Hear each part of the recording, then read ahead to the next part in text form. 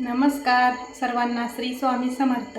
बाबांची लाडकी ताई या यूट्यूब चॅनलमध्ये माझ्या कडताईंचं आणि मैत्रिणींचं खूप खूप आणि दादांचं पण खूप खूप असं सारं स्वागत आहे. तर स्वामीचं ना म्हणजे थोडं आपलं स्वामी सेवेबद्दल सांगावं. तर आपल्या बघा तुम्ही संसारात भरपूर अशा अडचणी असते त्या आपल्या पाठीमागं. तर कुठली पण अडचण येऊ द्या, त्या अडचणीवर मात करणारी आपली आई असते, स्वामी आई. आणि आपल्या स्वामी आईची सेवा करा, छोटी मोठी कशीही करा, जशी तुम्हाला वेळ भेटेल तशी करा. स्वामी आई अशी म्हणत नाही की माझं हेच करा, माझं तेच करा, माझा नवस करा. नवस कशाचा करा म्हणते तुम्ही? नवस कशाचा करा तर मला काहीही नको, मला फक्त तुमच्या भक्तीची आणि तुमच्या प्रेमाची गरज आहे, ह्याचा नवस करा. तुम्ही तारक मंत्राचा नवस करा. किती तारक मंत्र तुम्ही म्हणू शकताल, तुम्ही किती पारायण करू शकताल, पारायणाचा तुम्ही नवस करा. आणि असं स्वामी आईचं असं नवस करा म्हणते स्वामी आई की तुम्ही आपलं सद्गुरू चरित्राचं जे आहे ना, मी दाखवते, माझ्याकडं आहे श्री स्वामी चरित्र सारामृत. तर ह्या पोथीचं पण पारायण करा. तर तुम्ही ह्या पारायणाचा नवस करा. किती पारायण करणार ह्याचा नवस करा असं स्वामी आई सांगतात. तर मी पण मला जशी जमल ना तशी सेवा केली. मी काही जास्त मोठी सेवा केली नाही. आपल्याला वेळ मिळेल तसं. शेतकरी म्हणल्यावर शेतकऱ्याला वेळ भरपूर कमी असतो, कारण का कामं भरपूर असते ती आणि असा वेळ कमी असतो. तर मी ना जशी घडल तशी सेवा केली.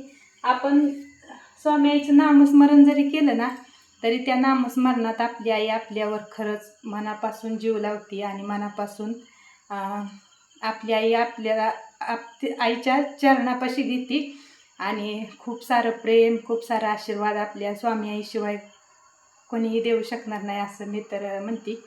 आणि ज्या ताईंना दादांना भरपूर अडचणी असते त्या बरं का, मी समजू शकते, कारण का माझ्यावरूनच मी उदाहरण घेते. तर खरंच तुम्ही छोटी मोठी सेवा करा, स्वामींचं सेवेकरी व्हा. आणि मी स्वामी सेवेत कशी आली ती पण तुम्हाला सांगते. मी स्वामी सेवेत कशी आली तर संकट बघा, आपल्या शेतकऱ्याच्या पाठीमागचं संकट कधी संपत नाही. आपली एक गाय विकायची होती आणि आपल्याला देणं होतं कुणाचं, असं म्हणजे द्यायचं होतं पैसे. आणि ती गाय इथं दारात तर विकलीच नाही, व्यापाऱ्यांनी नेलीच नाही. म्हणजे जवळजवळ 5 स्वामी सेवेत आल्यापासूनची गोष्ट आहे. आणि मग ती गाय आपण इथं दाखवली. तेव्हा एवढं रेट पण नव्हतं, 50,000पर्यंत 45-40 गाय बघून होतं. 50च्या पुढं तर गाय जातच नव्हती. तर एवढं रेट पण नव्हतं बरं का. आणि इथं तर विकलीच नाही. मग ती सांगोलच्या बाजारला नेली आणि तिथं विकायची ठरवली. तर ना तिथं गाय 40,000च्या वर कोणच मागं ना. 40,000 रुपयालाच. मग 40,000ला गाय एवढी मोठी देऊ वाटते का? तर मग जाताना आमच्या इथनं ना गाय न्यायला 1,500 रुपये भाडं आहे सांगोल्याला, आणि परत रिटर्न येताना 1,500 रुपये भाडं, 3,000 रुपये भाडं. आणि मुलगा गेलेला गाय घेऊन. एवढं टेन्शन आलं. त्याचा फोन आला 12-1 वाजता की मी माघारी घेऊन यायला लागलो. गाय काय आपली गेली नाही आणि 40,000ला मागते. 40,000ला मला काय देऊ वाटतं ना ती गाय, म्हणून मी माघारी घेऊन यायला लागलो. मग असंच आता काय करायचं, आपल्याला पुढचं देणं तर दिल्याशिवाय पर्याय नाही. गाय तर परत यायला लागली. आता घरी तर विकणार नाही आणि गायचं दिवस पण संपलं होतं. गाय आता वेळणारच होती. मग ह्याच्यावर काय करावं. आणि असंच माझ्या मुलीचा फोन आला. आणि मुलगी आपली, तिला असं असतं ना, माझा आवाज जरी नुसता ऐकला ना कानावर तर ती लगेच विचारते, का गं तू टेन्शनमध्ये आहे का? अशा असते त्या आपल्या गुणाच्या मुली. तर आणि मुलीशिवाय आपण कुठंच मोकळं होऊ शकत नाही बरं का.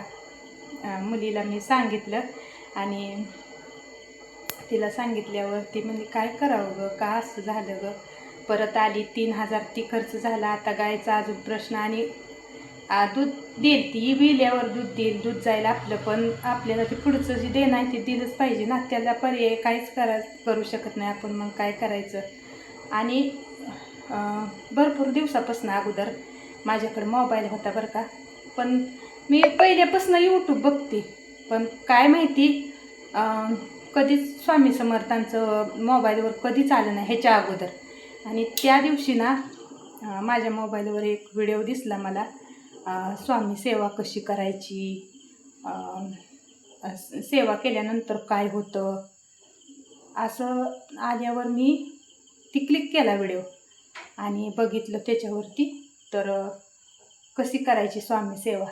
तर मग मी व्हिडिओ बघायला चालू केली. एक व्हिडिओ क्लिक केला की सगळं परत व्हिडिओ स्वामी आईचंच आलं, छोटं मोठं लॉंग व्हिडिओ शॉर्ट व्हिडिओ सगळं स्वामी आईचं आलं. आणि मग मी सेवा करायला सुरुवात केली. सेवा करायला सुरुवात केल्यानंतर मला खूप आनंद वाटायला लागला, कारण का आपल्याला म्हणजे फरक पडत गेला. आणि गाय आपली ती विकली घरी दारातच. परत 2-4 दिवसांनी व्यापारीने ना 52,000ला नेली ती गाय. मग तिथं लगी प्रचिती आली मला की बघा, स्वामी आईची नामस्मरण जरी केलं तरी आपल्या पाठीशी स्वामी आई आहे बरं का. आणि मग त्यावेळेस आपल्यात ना एकच गाडी होती, आता 3 झाल्यात, पण त्यावेळेस एकच गाडी होती. आणि मग मिस्टरांची इच्छा होती गाडी घ्यायची, आपल्याला गाडी घ्यायची. मग स्वामी आईला मी नवस केला, स्वामी आई मी पारायण करते, पण मिस्टरांची इच्छा आहे गाडी घ्यायची, तर पूर्ण करा. पारायणाला सुरुवात करते. आणि घरातली स्वच्छता, कपडेही धुतली, स्वच्छता केली. ग्रंथ नव्हता माझ्याकडं ग्रंथ नव्हता पारायण करायसाठी, तर मी पंढरपूरला वारीला गेल्यावर ग्रंथ घेऊन आली. आणि ग्रंथ आणल्यानंतर मग ठरवलं की आपण पारायण करायचं. एवढ्या सगळ्या ह्याला 1 महिना माझा गेला. आणि मग 1 महिन्यानंतर मी पारायणाला सुरुवात केली. पारायणाला सुरुवात केली ना, गुरुवारी सुरुवात करायची असते. माझी सगळी माहिती मी यूट्यूबवरच बघितली, सुरुवात कशी करायची काय. आणि गुरुवारी सुरुवात केली. पहिला दिवस माझा पारायणाचा गुरुवारी झाला. गुरुवार गेला, गुरुवारी वाचता पण येतं मला, मी स्वतः वाचलं पारायण. आणि गुरुवार गेला, शुक्रवार गेला, आणि शनिवारी संध्याकाळच्या 6 वाजता आपल्या दारात कोहळा बांधला होता. तो कोहळा ना असा नासला आणि त्याच्यातलं पाणी खाली पट टिपकं पडत होतं. माझं बसल्यावर असं सहज लक्ष गेलं, तर म्हणलं कोहळा कसं काय नासला. म्हणलं आपलं तर पारायण चालू आहे, इकडं कोहळा नासलाय, काहीतरी स्वामी आईचा संकेत असणार आपल्याला. कोहळा पहिला म्हणजे रानातच आपल्या कोहळं केलं होतं, त्यामुळे कोहळं भरपूर शिल्लक होतं. आणि मोबाईलवर बघितलं कोहळा नासल्यानंतर काय करायचं, तर तिथं आलं शनिवारी तुम्ही बांधू शकता. पडदिशी कोहळा काढला, फेकून दिला. दुसरा कोहळा घेतला, पूजा केली. लगेच त्याच दिवशी कोहळा बांधला. आणि पारायणाच्या 7व्या दिवशी सांगता असते आपल्या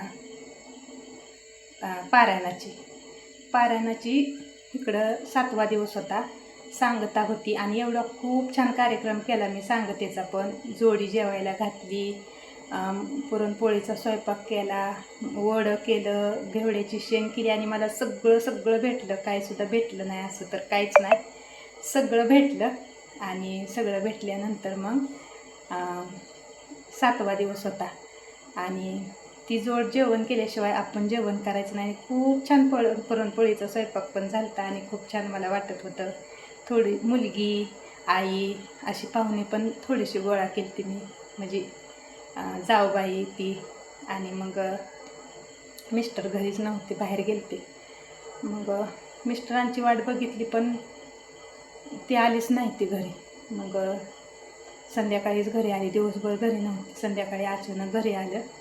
तर आमची संध्याकाळी परत सगळा कार्यक्रम पूर्ण झाला, पार पडला व्यवस्थित पारायणाच्या सांगतेचा. आणि मिस्टर संध्याकाळी घरी आलं. आणि घरी आल्यावर सकाळ धरणं तुमचा फोन पण नाही लागला आणि तुम्ही कुठं गेलता. तर मिस्टरांनी काय बातमी दिली तुम्हाला सांगते. आपण ना गाडी घेतली, गाडीचा व्यवहार करायला गेलो, व्यवहार ठरला आहे. एवढा अभिमान वाटला. स्वामी आई बास म्हणलं, आणखीन काय पाहिजे आपल्या आयुष्यात. अशीच मला पारायण करायची बुद्धी द्या आणि असंच यश द्या आणि असं स्वामी आई तुम्ही पुढं घेऊन जावा ही प्रार्थना केली. तर तुम्हाला सांगते, असं छोटी मोठी सेवा करा, सेवेकरी व्हा. आणि सेवा केल्यानंतर तुम्ही बघा आपल्याला स्वामी आई आपली कशी प्रचिती देते ती. तर व्हिडिओ तर ना खूप मोठा व्हायला लागला, म्हणून मी माझा व्हिडिओ इथंच संपवते. आणि माझा पुन्हा एकदा ना सर्वांना मनापासून श्री स्वामी समर्थ आणि माझ्या स्वामी आईला पण श्री स्वामी समर्थ. आणि